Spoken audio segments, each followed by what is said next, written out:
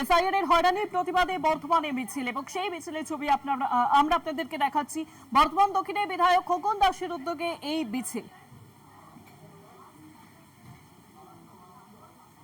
রাজ্য জুড়ে চলছে এসআইআর প্রক্রিয়া, ভোটার তালিকা নেবের সংশোধনী প্রক্রিয়া, স্পেশাল ইন্টেন্সিভ রিভিশন এবং সেখানেই আমরা দেখেছি যে একাধিক মৃত্যুর ছবি, আত্মহত্যার ছবি।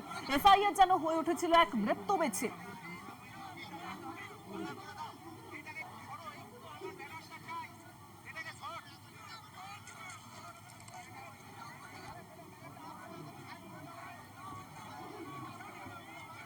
বিএলওরা কাজের চাপ সামলাতে না পেরে কেউ আত্মহত্যার পথ বেছে নিয়েছিলেন, কেউ বেছে নিয়েছেন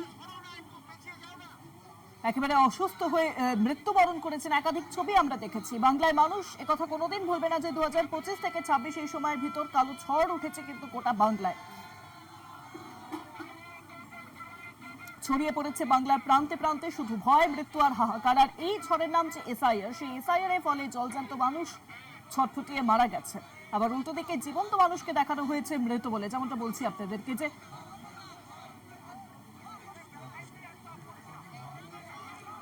মৃতের তালিকায় জীবন্ত মানুষ এবং এই ছবি বারংবার আমরা সামনে দেখেছি। অভিষেক বন্দ্যোপাধ্যায় তিনি নিজে গত জানুয়ারি মাস জুড়ে যে জেলা সফর করে সেখানে তিনি দেখান একেবারে যে কিভাবে যারা আসলে জীবন্ত তাদেরকে মৃতের তালিকায় রাখা হয়েছে। সাধারণ মানুষ হয়রানির শিকার হয়ে তারা একেবারে আত্মহত্যার পথ বেছে নেন। বিএলওরা কাজের চাপ সামলাতে না পেরে কেউ আত্মহত্যা করেন, কেউ অসুস্থতায় মারা যান। একাধিক ছবি দেখেছি। আর এই সব ইস্যুর সামনে রেখে এসআইআর এর প্রতিবাদে এবার বর্ধমানে মিছিল এবং সেই মিছিলের